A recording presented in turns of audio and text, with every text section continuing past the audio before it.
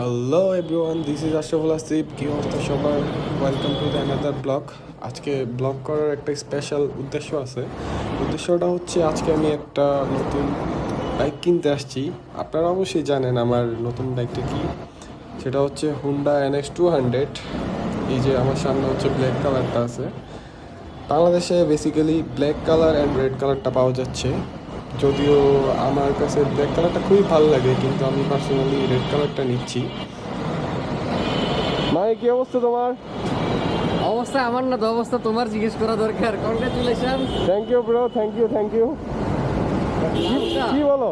লালটা, হ্যাঁ। লালের উপরে কোনো কথা নাই, রেড কালার। চলো আসো রেডটা দেখি আমরা।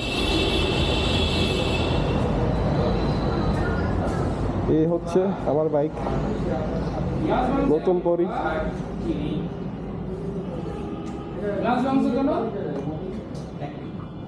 দীর্ঘ অপেক্ষার পরে ফাইনালি বাংলাদেশে NX200, দীর্ঘ অপেক্ষার পরে বাইকটা নিতে পারলাম আলহামদুলিল্লাহ। বাইকের কোয়ালিটি মোটামুটি ভালোই। ডুয়েল পারপাস টায়ার ইউজ করা হয়েছে, ডুয়েল চ্যানেল ABS এর সাথে সাথে আবার ট্র্যাকশন কন্ট্রোল আছে। সিট হাইটও মোটামুটি ভালো। দেখি একটু সিটে বসে দেখি কি অবস্থা। সিটিং পজিশন খুবই ভালো। এছাড়াও বাইকটিতে আছে একটা 12 লিটারের ফুয়েল ট্যাঙ্ক আর সুন্দর একটা ড্যাশবোর্ড। ড্যাশবোর্ডে অবশ্যই একটা TFT মিটারে অনেক ডিটেলস দেখা যায়। আর মিটারটা কন্ট্রোল করার জন্য হাতের বাঁ পাশে কিছু বাটনস দেওয়া আছে। এছাড়াও হর্নের বাটন, এভরিথিং মোটামুটি আমার কাছে খুবই ভালো লাগছে। বিশেষ করে এটার ড্যাশবোর্ডে বাইকে বসলে যে পরিমাণ একটা হাইপ আছে, এটা খুবই জোস। তো ফাইনালি হচ্ছে আমরা বাইক নিয়ে নিলাম, এখন আমরা হচ্ছে বাইরে হওয়ার সময়।